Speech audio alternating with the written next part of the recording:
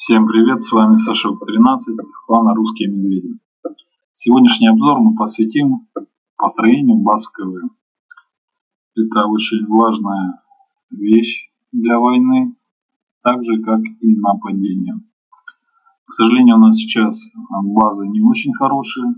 Думаю, после этого видео все соклановцы перестроят базы и будут следовать моим советам.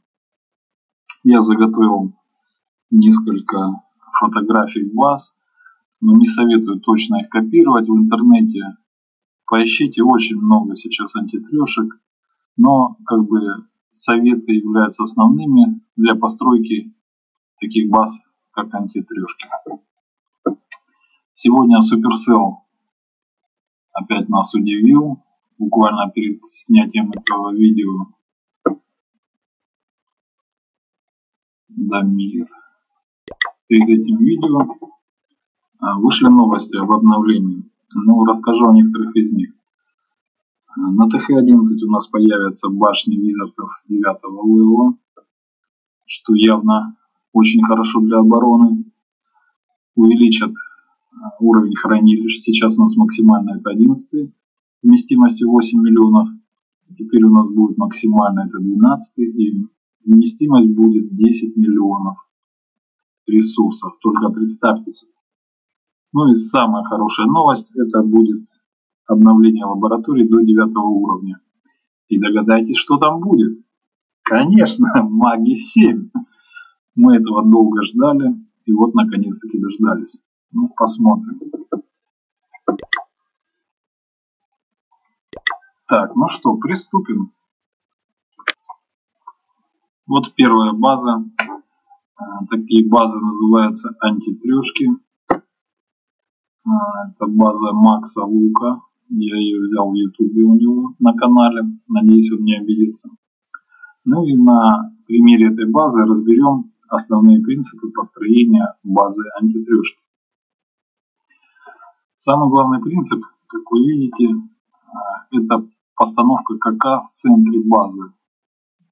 Это очень важно, потому что если правильно расположить орудия вокруг, то выманить КК будет очень сложно. И для этого надо будет использовать какие-то дополнительные войска.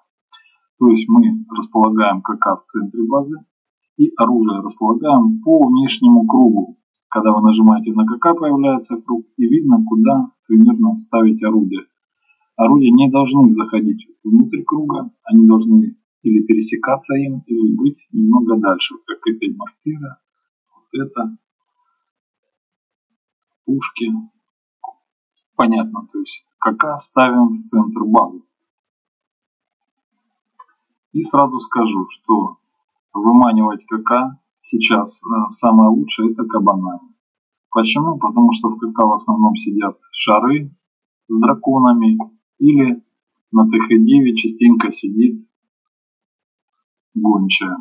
То есть выманиваем КК, если она имеется такая возможность, только кабанами.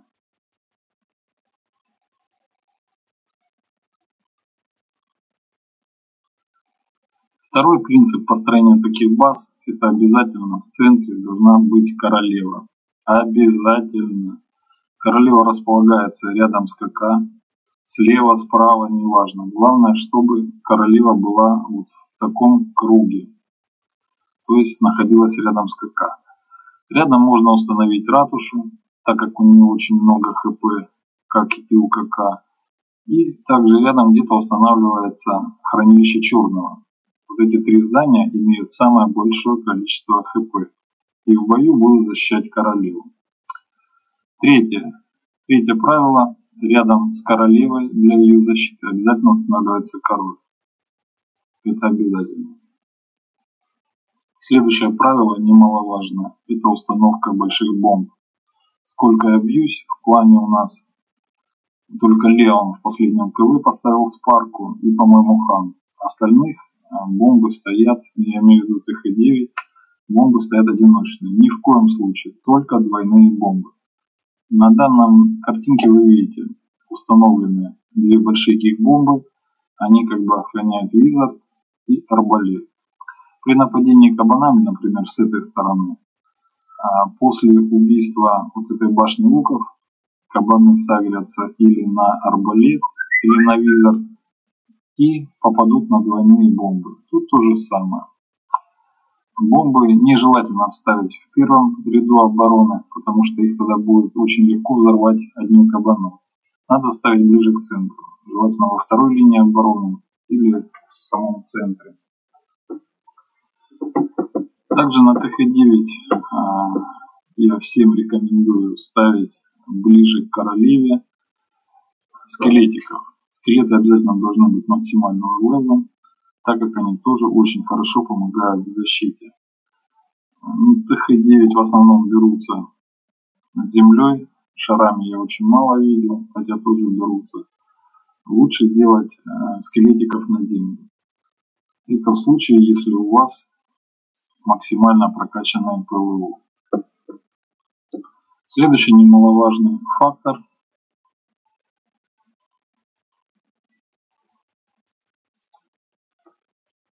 это арбалеты.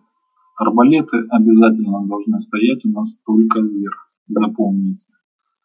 Только вверх. На ТХ-10, да, можно один из них опустить. На ТХ-9 арбалеты должны стоять только вверх. Как вы видите, воздушные мины. Воздушные мины желательно располагать возле ПВО. И, конечно же, воздушные мины должны быть у всех максимально прокачаны. При нападении воздухом это сыграет очень большую роль на исход боя. Расположение ПВО. ПВО должны тоже стоять как можно ближе к центру, не совсем рядом, на каком-то удалении, но не сильно с края. В последнем КВ я даже видел у Шурика, ПВО было вынесено за базу. Ни в коем случае так делать нельзя. Они должны находиться обязательно в разных секторах, чтобы при заходе, например, нападении королем и королевой, они не могли убить одновременно два ПВО. На этой базе очень хорошо видно сейчас, модно так делать, очень большие расстояния секторов. То есть прыгалку сюда не кинешь. И смысла нету кидать 4 землетряса. Можно, конечно, вот эту перемычку разломать, но очень много секторов остается, которые надо будет пройти големами. И при правильном расположении дефа даже големы не смогут пройти, они будут уничтожены. Хочу обратить ваше внимание, арбалеты стоят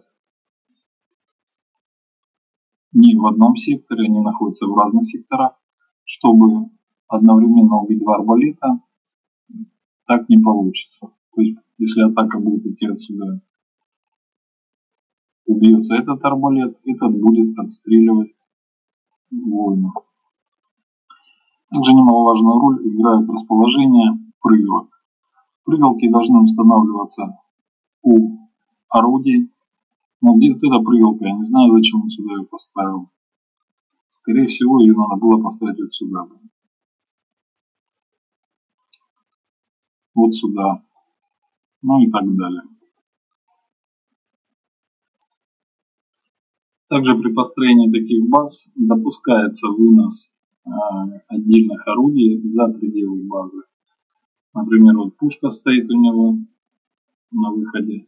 Тут стоит мортира. Мортиры желательно всего располагать в углах баз, так как они будут наносить урон воинов, которые будут выпускать на добивание и так далее. Вот вторая база антитрешка. Посмотрите примерно все то же самое, но это интересный вариант. КК располагается у нас по центру, королева рядом, король защищает королеву. Арбалеты в разных секторах, ПВО ближе к центру стоит, а не с края. Ратуша тут выставлена, вы видите, в этот сектор и играет роль защитного сооружения, так как мы помним, у нее ХП очень много. При нападении с этой стороны будет работать сразу два арбалета. В этом участке ничего не расположено, поэтому воины через него не пойдут, они пойдут в обход. И при обходе На них будут работать два арбалета и наша королева, которая находится в центре и защищена со всех сторон. Интересная база. В принципе, кто хочет, можете себе сделать, но сразу говорю, не надо по 10 одинаковых баз делать. Ищите в интернете другие базы, стройте, придумывайте, говорите в чате, и я буду что-то подсказывать. Еще немаловажный фактор – это ветродуи. Ветродуи располагаются всегда в разных концах базы, не очень близко к краю и направлены в центр. Вот еще одна из баз. То же самое. В центре стоит КК. Арбалеты в разных секторах. Обязательно королева. Рядом защищает король. Оборонительные сооружения располагаются на таком удалении, что КК выманить очень трудно. Ну вот одна еще антитрешка.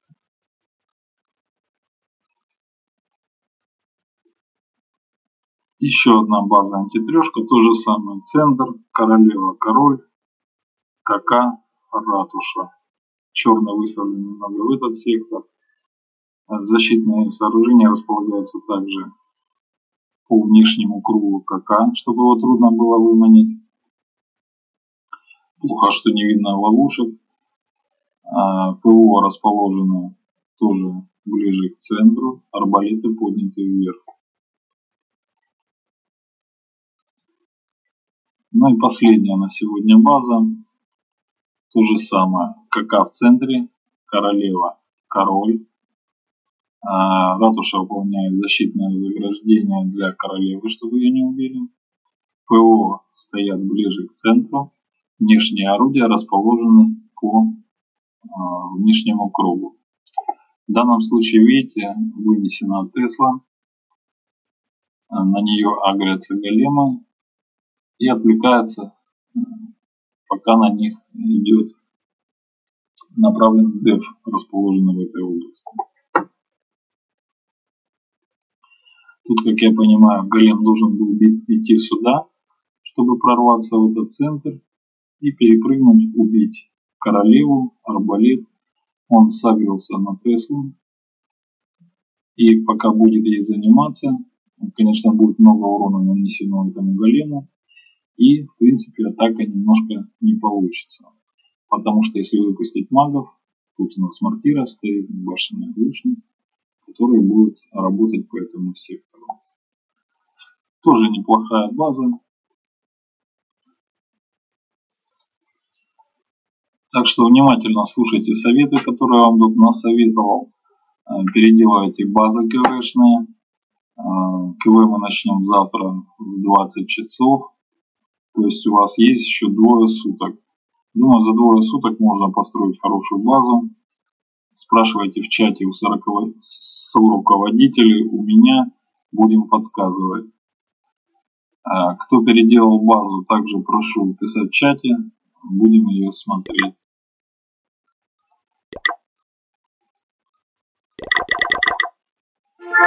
С вами был Сашок 13 из клана Русские Медведи. До свидос.